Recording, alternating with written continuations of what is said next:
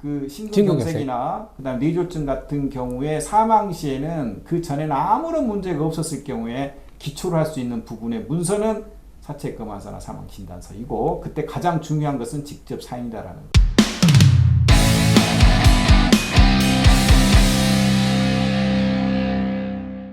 안녕하세요, 김승동 기자입니다. 안녕하세요, 최수영 변호사입니다. 급성 심근경색증이 걸렸을 때 환자가 정말 갑자기 사망을 하게 되죠. 이럴 경우에 사인을 명확하게 밝히기가 쉽지 않습니다. 보험금 관련해서도 문제가 발생할 수가 있습니다. 변호사님하고 말씀 좀 나눠보도록 하겠습니다. 무슨 말씀을 드리고 싶냐면 진단금의 문제예요. 진단 확정의 문제와 관련해 가지고요. 급성과 만성 보통 구분하죠.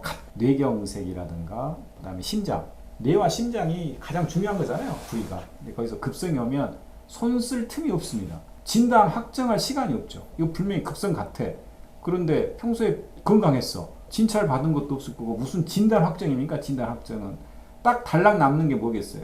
사체 검안서하고 뭐 사망 진단서 정도가 되겠죠. 부검도 하지 않았어요. 우리나라에서 부검을 하는 문화가 별로 없죠. 별로도 없고 보험금 지급을 위해서 어떤 진단을 받기 위해서 부검 허용 안 됩니다, 법률상. 자, 이런 경우는 어떻게 할 거냐? 근데 이런 문제가 있는데 보험 약관을 보면 이렇게 나와 있죠. 진단 확정이라고 하는 부분들에 대해서 사망인 경우에는 그 전에 진단이나 치료를 받은 문서화된 부분이 있는 것을 증거로 합니다. 이렇게 되어 있습니다. 그러니까 뭐 없죠. 할 수 있는 게 뭐냐면 사체 검안서밖에 없잖아요. 그러면 사체 검안하는 의사가 과연 이래저래 보면서 급성 심근경색 의증으로 추정된다라고 하는 부분이 있다고 가정할 때 그거 하나로 갈 수밖에 없겠죠. 그런데 급성 심근경색으로 추정된다거나 의증됐다는 사체 검안서의 문제를 쓰기 위해서는 유족들에게 무슨 말을 드려야 되겠어요? 이 사람이 기왕력이 있었냐 없었냐, 또 여기까지 오게 될 때 과정이 어땠냐, 그때 뭐 가슴을 움켜잡으면서 아팠다, 이런 부분들을 다 듣고 급성 심근경색 의증이라고 하는 부분으로 추정된다는 내용으로 사체 검안서나 쓰겠죠. 자, 그러면 이 경우를 과연 보험 약관에 비추어서 허용될 수 있냐 없냐의 문제입니다. 이 부분이.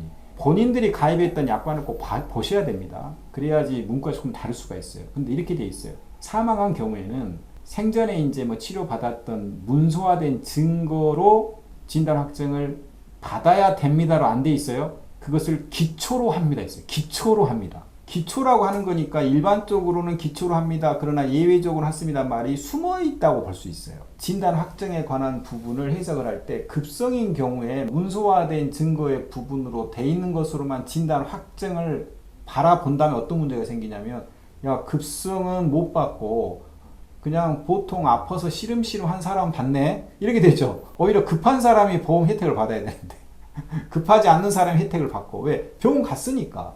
그런데 아무렇지도 않다가 갑자기 급성으로 했던 부분들은 병원 간 적이 없으니 문서화된 증거하는 게 있겠어요?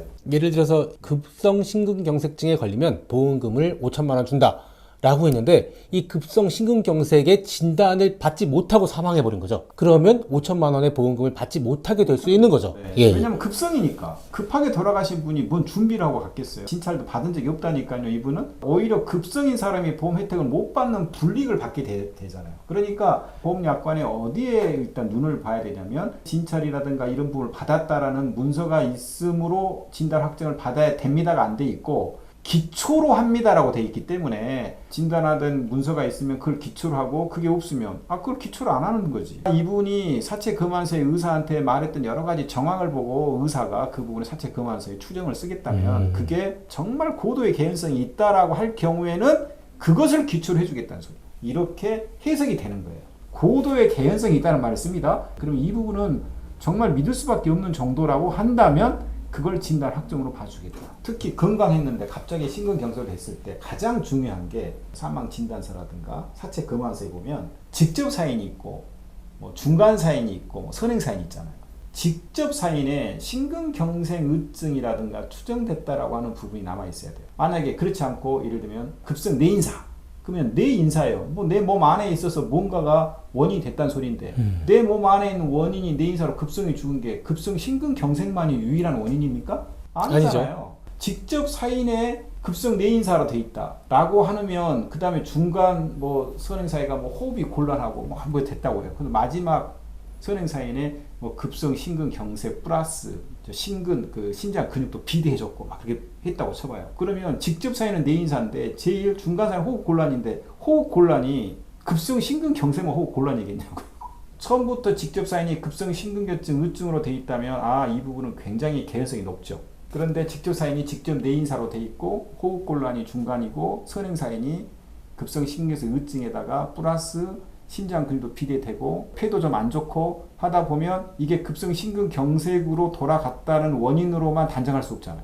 자, 그 차이 때문에 급성 심근경색에 있어서의 진단 확정은 특히 급성으로 돌아가신 경우에는 사체검안서나 사망진단서, 특히 사체검안이니까 검안서 부분과 사망진단서상에 직접 사인을 어떻게 적어내느냐가 관건이다. 정신이 없죠. 처음에 급성으로 돌아가셨는데 지금 보험금의 문제입니까? 그러니까 정신이 없다 보니까 이것저것 말도 못하고 어쩌고 저쩌고 막 해요. 그러나 반드시 사체 검안서 입장에 있어서는 그때 당시의 증상이라든가 하는 부분들을 명확하게 해서 급성 심근경색으로 직접 사인이 올라가게끔 해줄 필요가 있다는 거. 결과적으로는 그것이 진단 확정의 기초 자료이라는 거. 그래서 돌아가실 때 아무런 생각이 없다 하더라도 지금이라도 그 부분은 머릿속에 배어 있게끔 해두시면 검안이에게 정신이 없다고 해서도 정확하게 이야기하고 직접 사인에 급성 심근경색이라든가 뇌졸중의 문제가 적혀져 있을 수 있도록 해주면 보험금을 탈 확률이 지급받을 수 확률이 굉장히 높아진다. 사실이 그러함에도 그걸 말 못함으로 인해 가지고 이미 적었던 걸 어떻게 그걸 번복하겠습니까? 오늘 좀 어려운 말씀을 좀 드렸는데요.